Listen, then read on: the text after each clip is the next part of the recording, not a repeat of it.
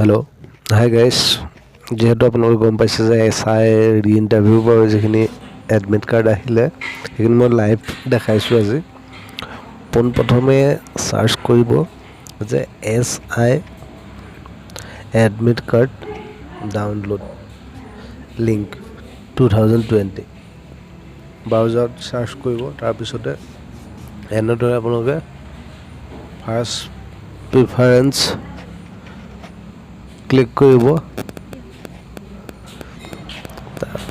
দেখা পাইছে SLPRB Assam police SI এইটোত ক্লিক কৰিলে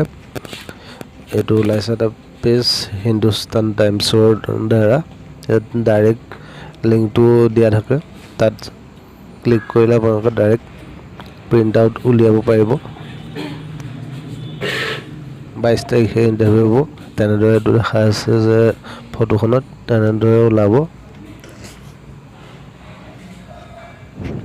তাৰপিছতে দুটা লিংক দিছে মই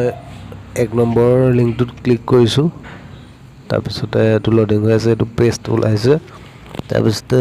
ইয়াত লিখিছে admit card is available download your admit card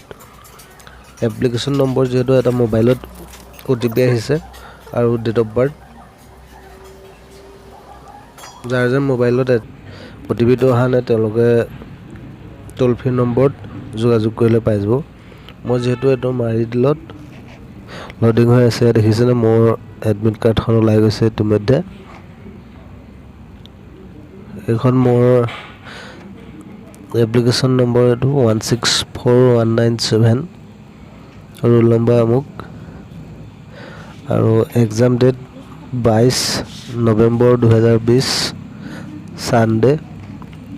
exam time 12 বজাৰ পৰা 2টা বজালৈকে যোৱাবাৰ পৰীক্ষা আছিলে 3 ঘণ্টা কিন্তু এইবাৰ কি কাৰণত 2 ঘণ্টা কৰি দিলে গম পোৱা নাই হয়তো প্ৰশ্নৰ সংখ্যা কমাই দিব নাইবা প্ৰশ্নৰ মাৰ্কছটো বেছিকৈ বঢ়াই দিব পাৰে সেইটো পৰীক্ষা হলতে গম পোৱা যাব আৰু মই প্ৰিণ্ট উলিয়াই আপোনালোকৰ আগত হাৰ্ড কপিটো দেখাব চেষ্টা কৰিম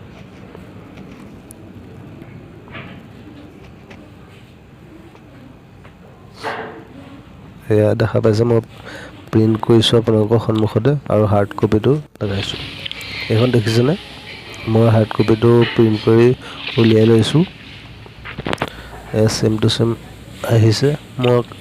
যিহেতু কালাৰ